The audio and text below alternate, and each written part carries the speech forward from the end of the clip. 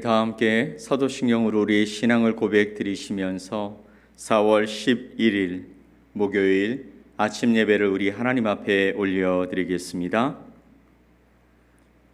나는 전능하신 아버지 하나님 천지의 창조주를 믿습니다. 나는 그의 유일하신 아들 우리 주 예수 그리스도를 믿습니다.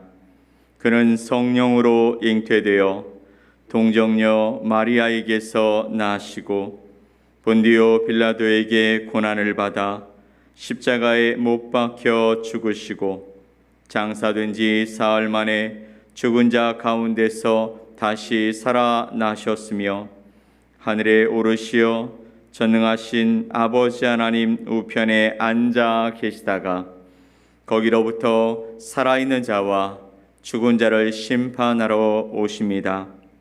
나는 성령을 믿으며 거룩한 공교회와 성도의 교제와 죄를 용서받는 것과 몸의 부활과 영생을 믿습니다. 아멘. 우리 찬송 412장 찬송 함께 하나님 앞에 올려드리겠습니다.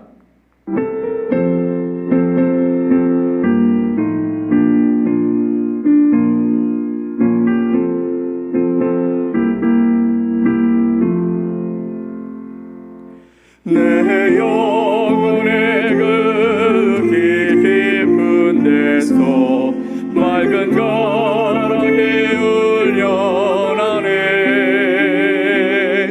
하늘 곡조가 언제나 흘러나와 내 영혼을 고이 싸네.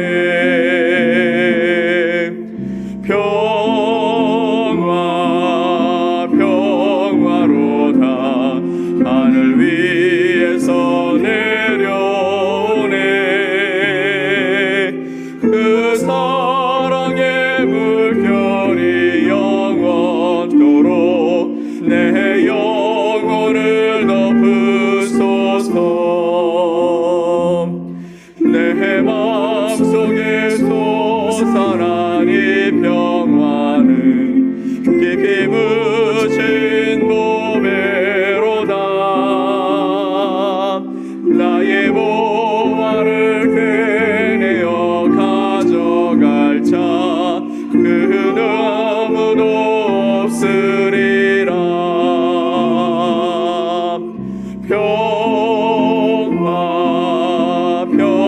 평화로다.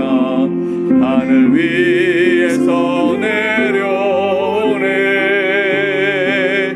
그 사랑의 물결이 영원토록 내 영혼을 덮으소서.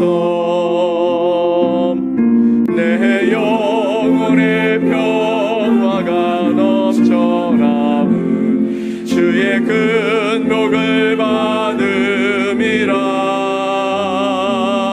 내가 주야로 주님과 함께 있어 내 영혼이 편히 쉬네.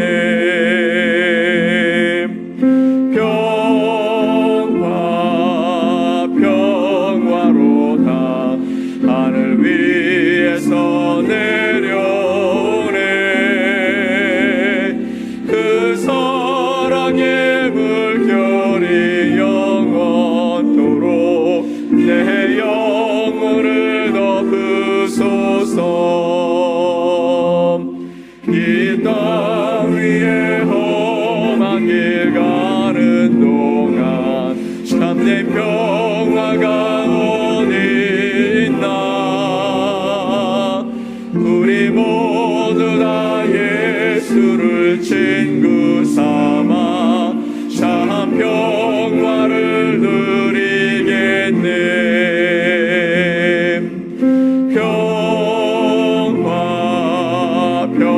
평화로다.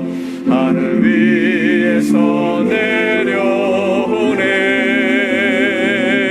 그 사랑의 물결이 영원토록 내 영혼을 덮으소서.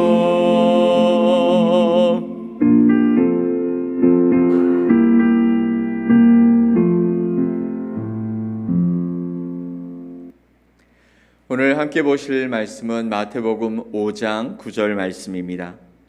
마태복음 5장 9절 말씀을 우리 함께 말씀을 보겠습니다. 화평하게 하는 자는 복이 있나니 그들이 하나님의 아들이라 일컬음을 받을 것이며. 아멘. 화평하게 하는 자는 복이 있나니 그들이 하나님의 아들이라 일컬음을 받는다라고 말씀하십니다.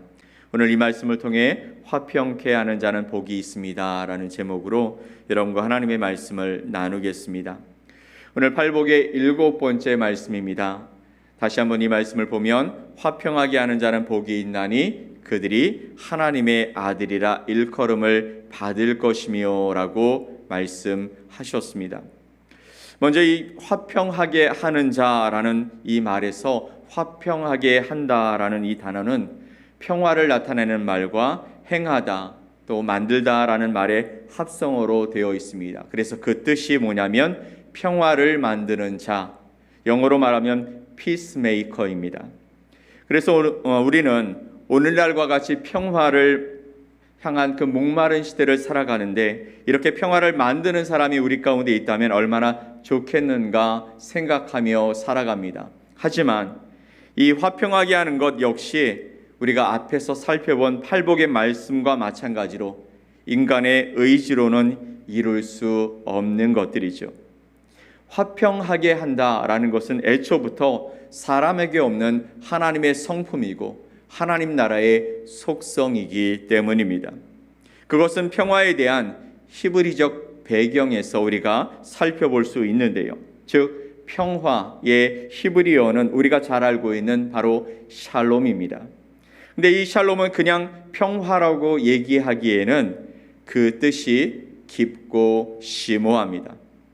여러분이 아시는 대로 샬롬은 히브리인들, 이스라엘 사람들이 전통적인 인사말이죠. 그래서 만남을 통해서 어떤 사람을 만나게 되어지면 샬롬하며 하나님의 평화가 당신에게 있기를 원합니다 라고 하는 이 평화의 인사말이죠.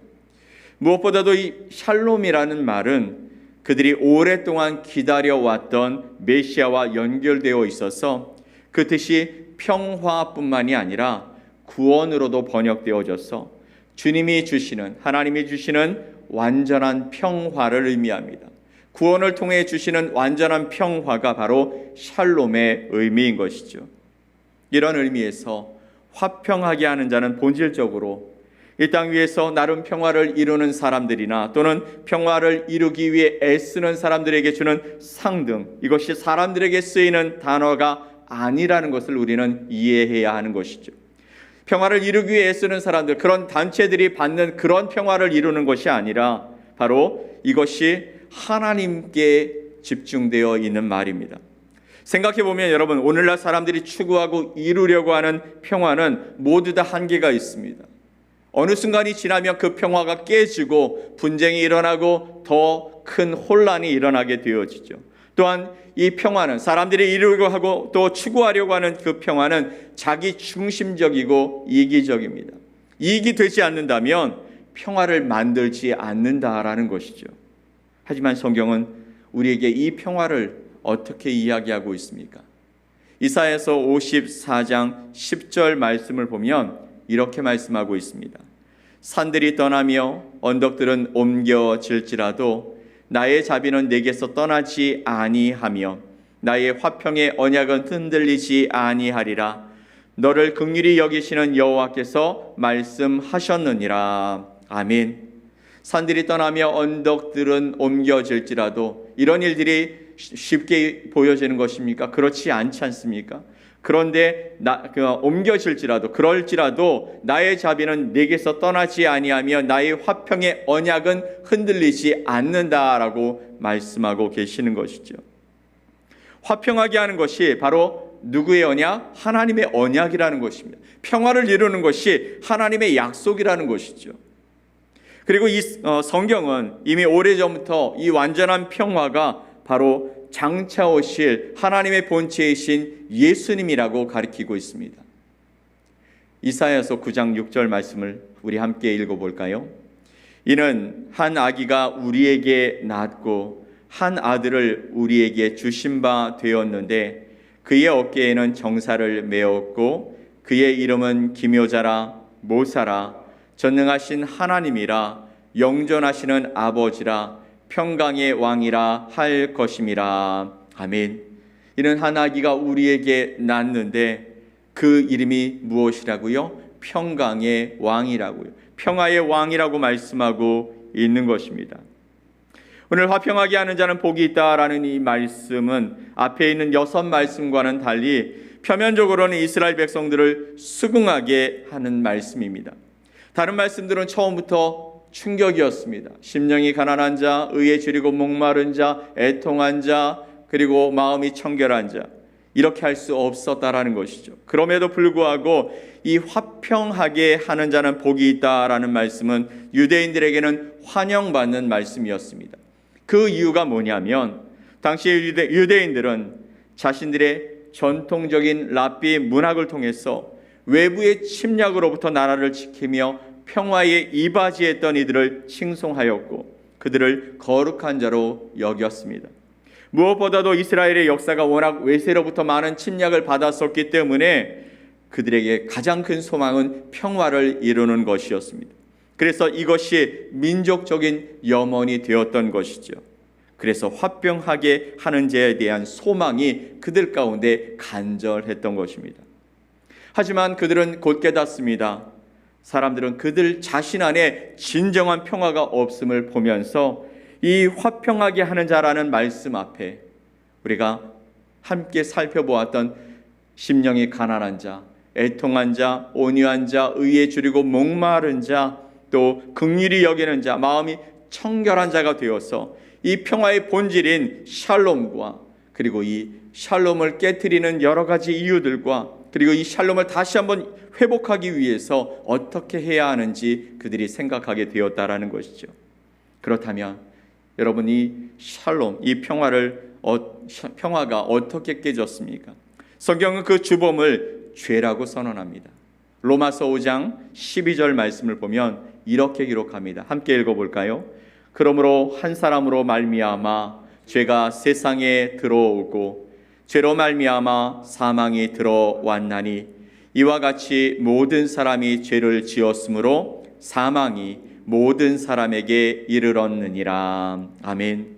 한 사람으로 말미암아 죄가 세상에 들어오고 죄로 말미암아 죽음이 이 땅에 들어왔나니 사망이 모든 사람에게 이르렀다라고 말씀하십니다.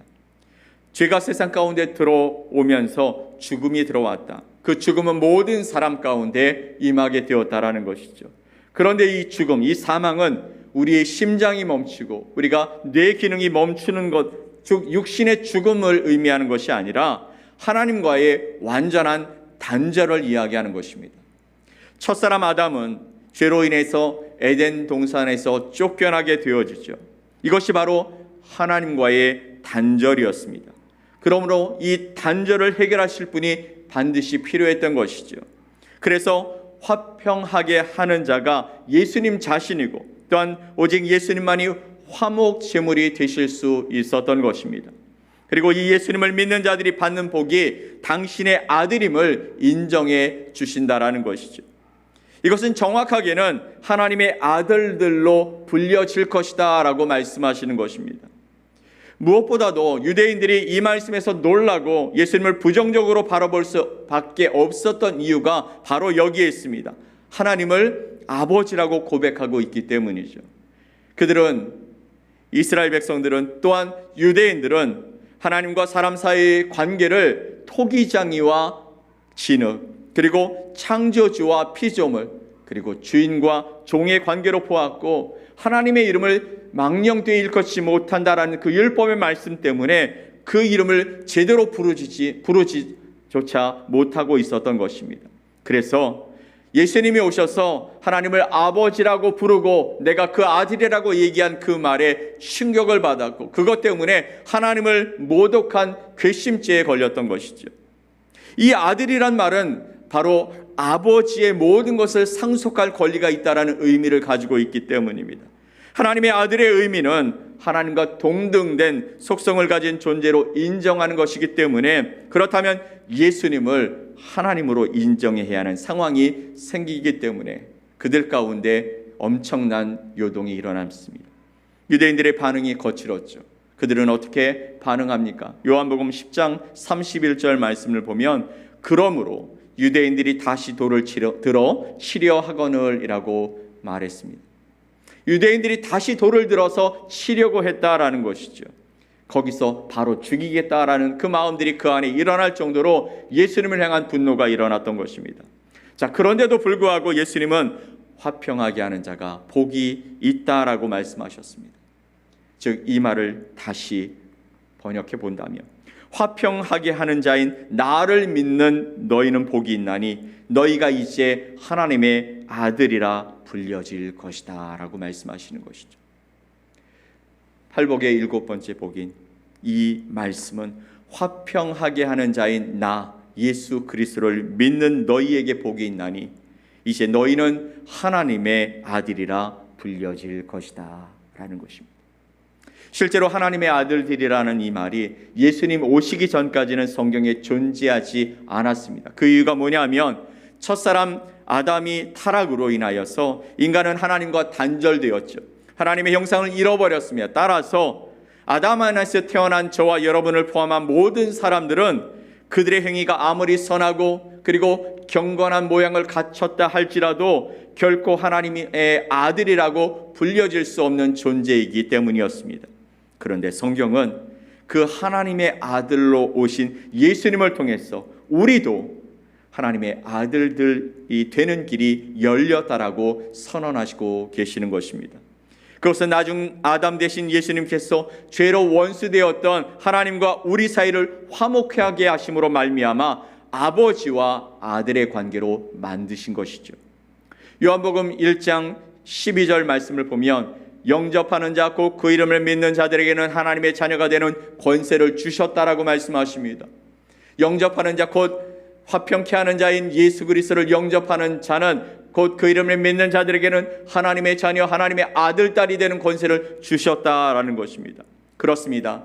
사실 우리는 다 죄와 율법 아래 사로잡혀서 마귀의 자녀이고 불순종의 자녀이고 저주의 자녀였습니다. 그러나 이제 하나님의 아들로 오신 예수 그리스도를 통하여 하나님의 아들 딸이 된 줄 믿으시기 바랍니다.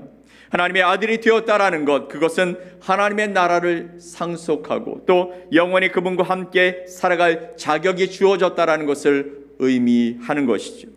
또한 세상 가운데 하나님의 아들 된 우리를 하나님께서 돌보시고 함께 하심을 통해서 세상의 빛으로 또 하나님의 존귀한 자녀를 세상 가운데 어떻게 돌보시는지 보여주실 하나님의 놀라운 계획 안에 저와 여러분이 있게 되어졌다라는 의미를 포함하고 있는 것입니다. 바로 이것이 하나님의 아들들로 일컫는 자에게 주시는 하나님 아버지의 특권인 줄 믿습니다. 사랑하는 성도 여러분, 여러분은 예수님 한 분이면 만족하십니까? 여러분 예수님 한 분이면 부족함이 없으십니까? 그렇다면 그분 한 분으로 채워지는 삶을 살아가야 할 줄 믿습니다. 오늘 화평케 하시는 예수 그리스도가 여러분 가운데 충만하게 채워지는 놀라운 은혜의 삶을 살아가게 되시기를 예수 그리스도의 이름으로 간절히 축원드립니다. 아멘. 우리 함께 기도하겠습니다. 하나님 아버지 감사합니다. 오늘 이 아침에 저희를 불러주셔서 주님 앞에 나와 예배하게 하시고 하나님의 말씀을 통해 우리의 삶을 다시 한번 돌아볼 수 있는 놀라운 은혜를 주심을 감사합니다. 오늘 말씀하신 것처럼 화평하게 하는 자가 복이 있나니 저들이 하나님의 아들이라 일컬음을 받는다고 말씀하여 주셨는데 우리는 그럴 복을 받을 자격이 없지만 오늘도 말씀하신 대로 우리가 복되다 말씀하시는 주님을 바라보며 오늘도 복된 삶을 살아가는 은혜가 있게 하여 주시옵소서. 오늘도 우리의 삶을 펼쳐갈 때 우리 사랑하는 성도들의 삶의 지경이 아버지 하나님 주님의 은혜 가운데서 복되게 하여 주시옵소서. 주님을 바라보고 주님이 함께 하시는 놀라운 은혜와 삶을 살아갈 때에 하나님 그들의 지경을 통해 주님이 역사해 주시옵고 주님의 뜻이 보여지고 나타내지는 은혜의 자리가 될 수 있도록 축복해 주시옵소서. 아버지 하나님 경제적인 일들로 인해 아버지 주님을 바라보며 기도하는 자들이 있습니까? 하나님께서 그들에게 물질로 또 아버지 함께 하심으로 사람들로 아버지 하나님 함께 하여 주셔서 여호와의 함께 하심이 그들에게 큰 힘이 되게 하시고 여호와의 풍성하심이 하나님의 영광을 드러내며 주님의 일에 쓰임받는 거룩한 삶이 될 수 있도록 은혜를 더해 주시옵소서. 육신의 약함을 가지고 주님 앞에 기도하는 자들이 있습니까? 하나님 그들의 연약함을 주님께서 긍휼히 여겨 주시고 아버지 하나님 주님의 말씀하여 주셔서 아버지 그들의 삶의 아버지 하나님 건강함으로 여호와를 경외하고 하나님을 높여드리며 살아가는 복된 인생들이 될 수 있게 하여 주시고 아버지 그 가운데 계속 있을지라도 하나님이 그들의 삶의 주인 되심을 놓치지 않는 삶이 되게 하여 주시옵소서. 오늘도 우리의 삶을 이어갈 때 하나님을 경외하는 믿음의 동역자들과 만나 주님의 역사를 이루게 하여 주시고 우리의 삶의 지경이 어디에 있든지 주님께서 우리를 통해 하나님의 통치가 이 땅에 보여지는 놀라운 주님의 나라를 아버지 하나님 보여주며 살아가는 거룩한 백성들 되게 하여 주시옵소서. 영접하는 자 곧 그 이름을 믿는 자들에게는 하나님의 자녀가 되는 권세를 주셨다고 말씀하셨습니다. 그렇습니다. 우리가 하나님의 아들들 된 하나님의 아버지 자녀된 신분을 가지고 살아가게 되었사오니 하나님 이것이 무엇보다 큰 복임을 깨닫게 하여 주시고 이 복으로 말미암아 아버지 주님의 나라에 주님의 자녀로 아버지 하나님 불러질 놀라운 하나님의 거룩한 백성들을 향하여 나아가서 그 생명의 빛을 나누고 전하는 복된 삶이 되게 하여 주시옵소서. 오늘 하루 주님 앞에 맡겨드립니다. 주님이 함께 하심으로 말미암아 기쁘고 행복한 하루가 될 수 있도록 주님 지켜 주시옵소서. 믿고 감사드리며 예수 그리스도의 이름으로 기도 올리옵나이다. 아멘. 하늘에 계신 우리 아버지여, 이름이 거룩히 여김을 받으시오며 나라가 임하시오며 뜻이 하늘에서 이루어진 것 같이 땅에서도 이루어지이다. 오늘 우리에게 일용할 양식을 주시옵고 우리가 우리에게 죄 지은 자를 사하여 준 것 같이 우리 죄를 사하여 주시옵고 우리를 시험에 들게 하지 마시옵고 다만 악에서 구하시옵소서. 나라와 권세와 영광이 아버지께 영원히 있사옵나이다. 아멘.